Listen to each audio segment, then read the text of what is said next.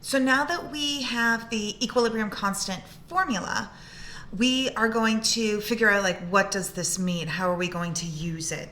And how big the number is can tell us a lot about the particular reaction and the particular equilibrium. So sometimes you will get an equilibrium constant that is pretty big. Remember that an equilibrium constant, if the reaction is reactants to products, the equilibrium constant is essentially the ratio of products over reactants. Products are on top or in the numerator. So if the equilibrium constant is very big, we would say that the equilibrium lies to the right, or at equilibrium, it's mostly products. And of course, the opposite would also be true. If the equilibrium constant was a lot less than 1, now it's not going to ever be negative, but if it's a lot less than 1, that means that, right, the denominator would have to be the big number. So at equilibrium, it's mostly still reactants. It hasn't really reacted all that much. There's not more product. So here's a sample problem with this. The following diagram represents 3 systems at equilibrium, all in the same size containers. Without doing any calculations, rank the system in order of increasing K, and if the volume is 1 liter and each sphere represents 0.10 moles, calculate the Kc. So the first thing I'm going to do is just start counting, and this will be hard on your black and white copy, but in this container there are 4 red and 6 blue, 9 green, 1 yellow, and 2 blue and 8 red. So the highest K is the one that is going to have the most products, right? And so the most products there is, let's see, what do we need to do? We need to order them in increasing K. So I actually want the lowest one first.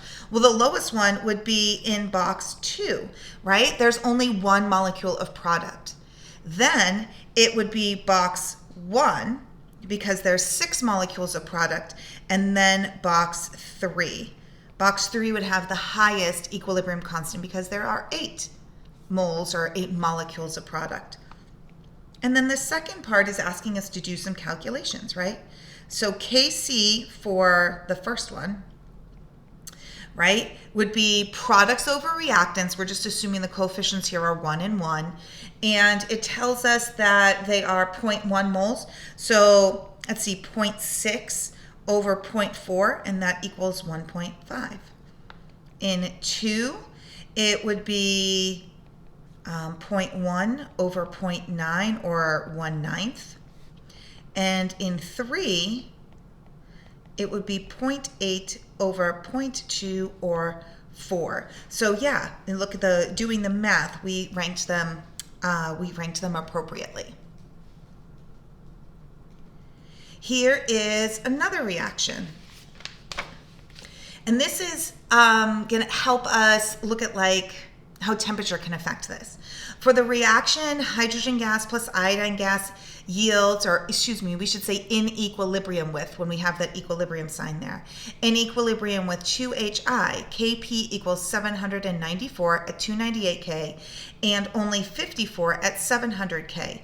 Is the formation of HI favored more at higher or lower temperatures?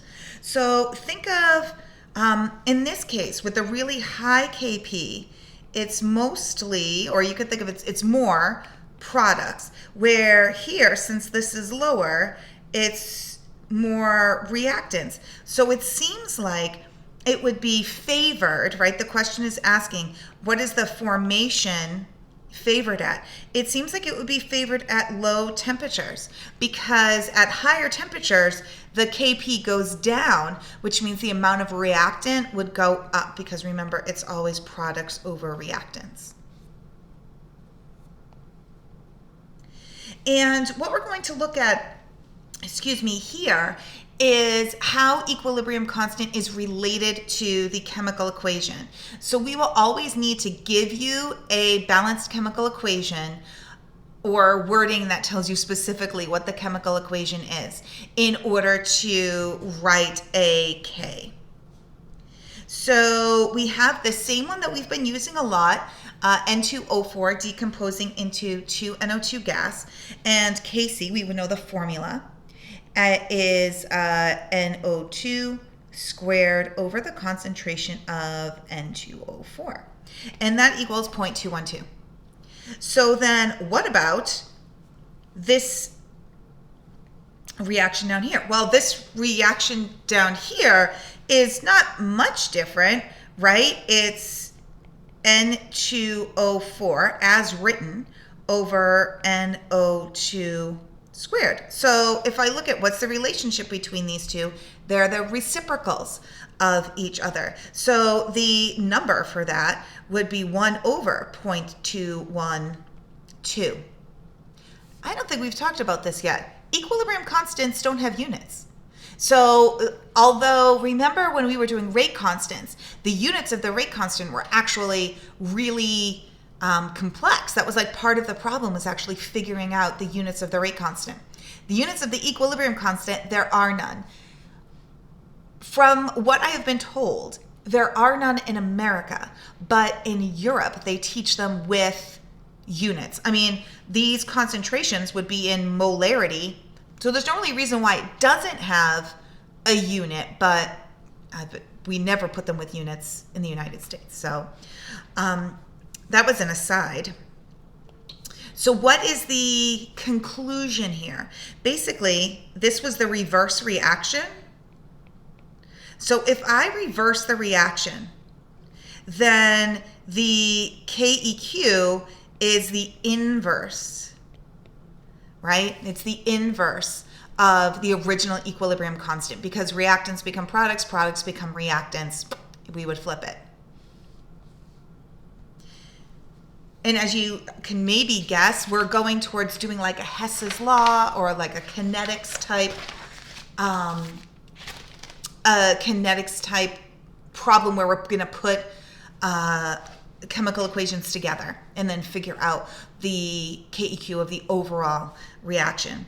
So what if this guy were multiplied by 2? Okay, so let's write that out.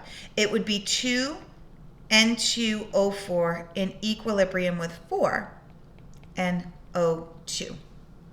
Okay. KEQ or KC would be the concentration of NO2 raised to the 4th power over the concentration of N2O4 squared.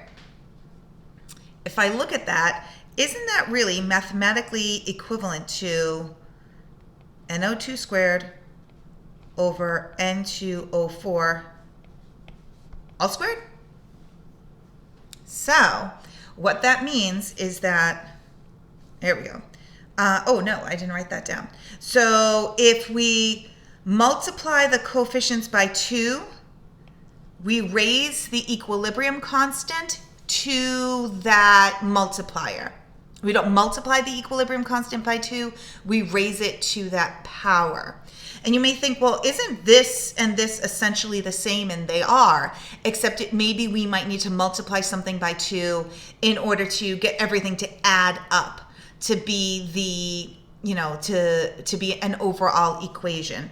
Because that's what this says on the next page. Equations can be added together like they were in the kinetics, and the KEQ is the sum. You would add them together. The sum of the equations is the product of the KEQ. So when you add the equations together, you then multiply the KEQs. We're going to actually do one of these in the next, on this page. So we're always going to have to give you the temperature. So see how it says, given it's 700 Kelvin, because the different temperatures are going to be different equilibrium constants.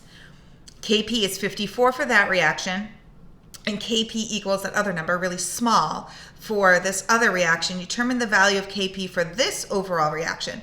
So in a very similar way as we did with the previous 2 chapters, look at like what's a product, what's a reactant. And so here I see that NH3 is a reactant. Here NH3 is a product. So what I'm going to do is I'm going to turn that equation around. So 2NH3 in equilibrium with N2 plus 2H2. And what would be the K for that? Well, remember, if I'm reversing a reaction, it's the reciprocal of the equilibrium constant. So 1 over 1.04 times 10 to the negative 4. And then if I look at the next one, right, 3I2. Well, here's my I2, but then I'm going to need to multiply this whole equation by 3. So 3H2 plus 3I2 in equilibrium with 6HI. I know I corrected this on yours, but mine has this typo that it has taken me years to remember to fix. There, because otherwise it wasn't going to cancel out. So I multiplied that equation by 3. So what does that mean for the equilibrium constant? I raise it to the power of 3, right? Because coefficients become exponents. So 54.0 cubed. And then I add up the reactions, and I can see that my H2 are going to cancel. And so when I add up my reaction, 2NH3 plus 3I2 in equilibrium with N2 plus 6HI. What do I do to those K's? If I added the equations, I multiply the equilibrium constant. So Kp would be equal to 54 cubed times the inverse of 1.04 times 10 to the negative 4. And when I did that out, I got 1.51 times 10 to the negative 9. Okay, you're going to have some of these to try in your homework packet. But remember, the general gist: large equilibrium constants, mostly products; small equilibrium constants, mostly reactants. If I multiply an equation, it's taking the equilibrium constant to that power. If I reverse an equation, it is the inverse of the equilibrium constant. And when I add equations together, I multiply the equilibrium constants.